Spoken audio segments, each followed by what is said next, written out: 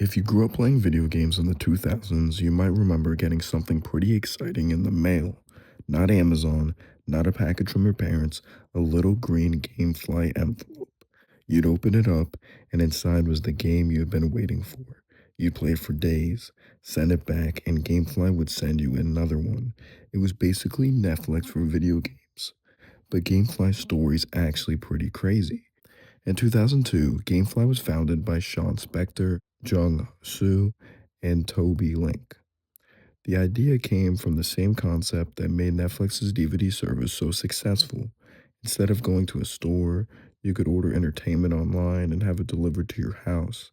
Spector was apparently playing Halo late one night when he started thinking about how ridiculous it was to spend around $50 on a game you might finish in only a few days.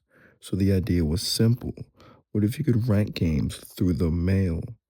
GameFly was incorporated in April 2002 and had began operating that August. How GameFly worked. And this was actually genius. You went on a GameFly's website and created a queue of games you wanted. GameFly would mail you an available game, you played it for as long as you wanted, then you put the disc into the prepaid envelope, send it back, and GameFly sent you another game. There were no due dates and no late fees. The subscription plans could let you have anywhere from 1 to 4 games out at a time. And if you rented a game and absolutely loved it, you could keep it. GameFly would let you purchase the game instead of sending it back. For a kid who couldn't afford $50 or $60 games every time one came out, this was amazing. Now, talking about the golden age of GameFly. GameFly arrived at almost the perfect time. The PlayStation 2 was dominating. The original Xbox was becoming huge. Then came Xbox 360, PlayStation 3, and Nintendo Wii. There were hundreds of games coming out every year, and GameFly gave people a way to try them without buying everything. You could rent a huge game, finish it, send it back, and move on to something completely different. And there was something special about checking your mailbox and seeing that GameFly envelope. It was basically a surprise every time. And GameFly wasn't just some random startup either. It attracted major investors, including Sequoia Capital, one of Silicon Valley's most famous venture capital firms. The company expanded its distribution network and started becoming a major name in gaming.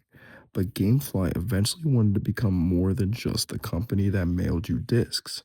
In 2009, it bought Shack News, a major video game news and community website. Then around 2010, GameFly acquired Moby Games, one of the internet's biggest video game databases. Moby Games catalog games, developers, publishers, release information, screenshots, and credits. GameFly owned it from roughly 2010 to 2013 before it moved on to new ownership. And in 2011, GameFly bought Direct to Drive, a digital PC game distribution service from IGN. That was important because GameFly was starting to realize something. The future wasn't going to stay physical forever. So here's a problem. This is where GameFly stories get interesting. The same technology that made GameFly convenient was eventually going to threaten it. Digital downloads, Xbox Live, PlayStation Network, Steam. Instead of waiting for a disc, you could just download your game. And eventually, games became too large and digital stores became too convenient for physical rentals to remain the center of gaming. GameFly knew it had to change, so it tried something completely different. GameFly goes into cloud gaming. In 2015, GameFly launched a cloud gaming service. Instead of GameFly mailing you a physical game, you could stream games over the internet. The service worked through devices including Amazon Fire TV and Samsung Smart TVs. It was basically GameFly saying, what if Netflix for video games actually meant streaming the games? The idea was ahead of its time. But cloud gaming was extremely difficult. Movies can buffer, video games can't.